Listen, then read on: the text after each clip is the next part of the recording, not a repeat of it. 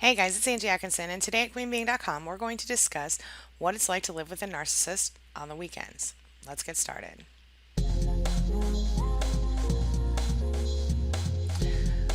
Alright, so let me ask you a question. Do you prefer Monday morning at 10 a.m. or Friday evening at 5:30 p.m.? If you're living with a narcissist, I bet you $10 you prefer Mondays, or your version of that anyway, because don't forget some people's Mondays or Saturdays and so on and so forth. Depends on work schedules, right? Anyway, how could I possibly know that you're a Monday person and not a Friday person? Why is it that being with a narcissist, living with a narcissist, makes you hate weekends so much? Well, sadly, when you're in a toxic relationship with a narcissist, you learn that weekends are just extended periods of time that are exhausting and frustrating as you attempt to communicate and connect with someone who just absolutely refuses to do that with you. Now, that's the standard MO of a narcissist, someone who refuses to understand and who intentionally keeps himself or herself mentally and emotionally separate from you, peppered with toxic verbal and emotional abuse. Know what I'm talking about? That's how I knew you're more of a Monday kind of person. You feel me? So, why do you dread weekends when you have to spend them with a narcissist? What's so bad about it, right? Well, picture this, my friend. It's Friday morning, and you're teetering somewhere between hope and dread.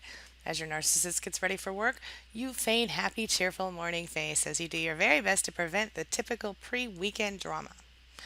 Whether you're off to work yourself or you're sticking around to hold down the fort, there's a buzz of panic around you. And whether you admit it or not, you're probably mentally preparing for the inevitable.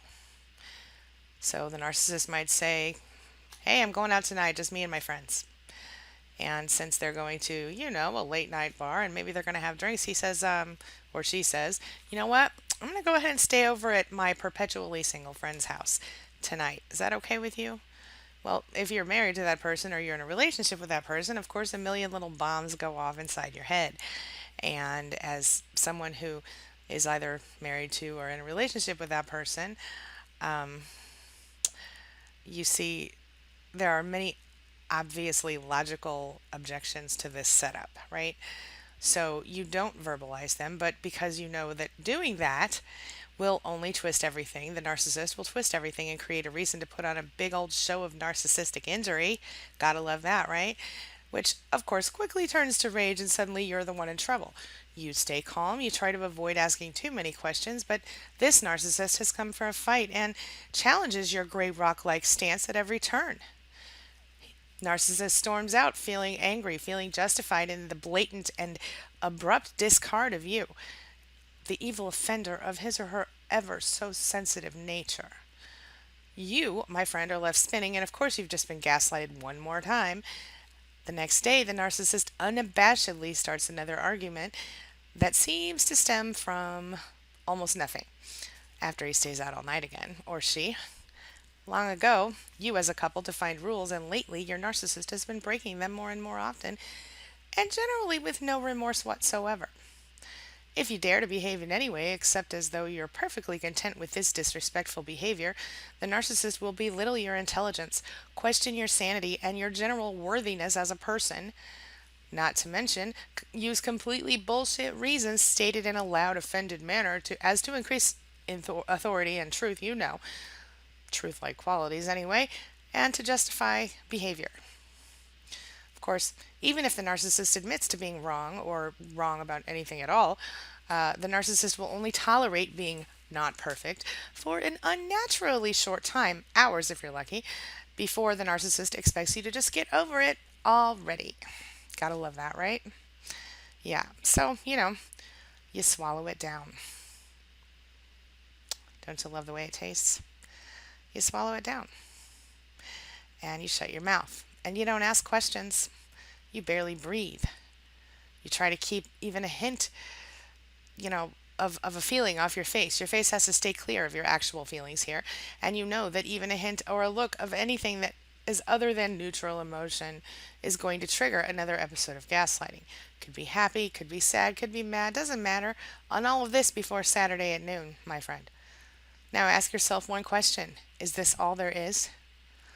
In case you can't decide, let me ask you this. Can you tell me that you actually enjoy spending time with a narcissist on a daily basis? Can you say that you love your life? If not, I want you to ask yourself a question. Can your life get better? If so, what can you do to make that happen? Let me ask you another question. If a miracle happened and your life became instantly perfect, what would change? Please be honest with yourself here. What would you do regarding the narcissist in the perfect world? Would you keep him or her as they are today, or would you drop the narcissist and or turn them into a different person? Are you willing to keep taking it? Aren't you ready to love your life again? I say it's time to take back your weekends, my friend. Are you going to do it? Let's do it together, all right? Just one moment and I'll give you some tips on how to do that. So, as long as you're still in the relationship with the narcissist, you're going to have to put yourself in a position to change the way that you see things, okay? You're going to have to do some soothing of your soul, okay? So, here's the thing you have to know, okay? You have been traumatized. You are being traumatized on a daily basis if you're still in the deal, if you're still in the relationship, okay? It makes you feel like you have been rejected by the one person who's really supposed to be on your side. And when this is a cycle, which it becomes with a lot of narcissists, whether it's, involving alcohol, involving drugs, involving other women or men, other people inside of your relationship that shouldn't be there, you know, um, the way that you're vibrating, the way that you're feeling and thinking is helping to attract the situations you're dealing with in your life. So if you're able to, you could make plans to leave home for the weekend, or you could make plans to keep yourself really busy over the weekend doing things maybe that the narcissist doesn't want to do with you. If that's not an option, then you need to learn the gray rock process, of course, which is where you don't react to the narcissist in the way that they expect you to when they try to start the fights. And then a lot of times they get bored and walk away and either torture someone else or, do something else. Um, the main thing is that you need to work on, centering yourself, finding a way to sort of bring yourself back into the moment, back to that mindfulness thing, okay? So, one thing you can do, and this can work almost any time you want it to, first of all, I'm just going to give you a quick 3-step process, okay? Number one, we've done this before, but I'm going to tell you again. And the reason I'm telling you this is because it's so simple and easy, okay? Do the coping technique with the 4 corners where you look at each corner of your screen, in a pattern. One, two, three, four, up, down, up, down. Look at the right corner, the left corner, each corner, follow each corner around, okay? When you can do that, you can put yourself in a position to actually be focused on healing or nothing. It doesn't matter what you're focused on. If a narcissist is screaming in your ear and gaslighting you and making you feel crazy, you take a minute to just refocus your mind on something else, okay? Do the 4 corners thing. After you've done the 4 corners thing, take a few minutes and think of 10 things that you're grateful for. You type them out and put them on Facebook if you want, put them in your gratitude journal, put them in a Word doc, don't care. Don't even write them down if you don't have time to. Just think of them. 10 of them, okay? Once you've thought of those 10, think of 3 things about yourself that you love, all right? Now, something else that you can do is just engage yourself in something that is active and keeps your mind busy. Okay. So if that thing must involve the narcissist, then maybe do something where there are people around if that's possible, because usually narcissists won't be so attacky around other people. Or, if you're not able to do that, I mean, the main thing is that you're going to have to be working toward making your life better if you're still stuck with a narcissist this weekend or any weekend. So get through the tough times with a narcissist by soothing your soul, by distracting your mind from what you're dealing with, and by focusing on the future and what you can do um, to make your life better. And of course, by being mindful in the moment, which sounds really confusing since I just said focusing on the future. But when you're not staying mindful of the moment that you're in right now, focus on how life can get better and what you can do to fix it. All right. I would also love to hear your suggestions for getting through a difficult weekend with a narcissist, because I think a lot of our readers and viewers would really appreciate hearing from other people in this situation. So I'll probably do a poll in my SPAN group about this and make another video for you on it next week. But in the meantime, I would love it if you would leave answers here, and I'll be happy to include those in future videos as well. All right. Thank you guys for listening. Please stay strong this weekend if you're still going through this stuff. And if you're not, please share your advice on how to get through it. All right.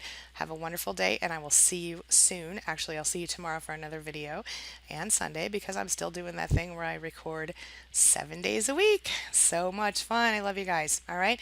Have a wonderful weekend. See you soon. Oh, and as always, thank you for letting me be a part of your life and a part of your recovery today.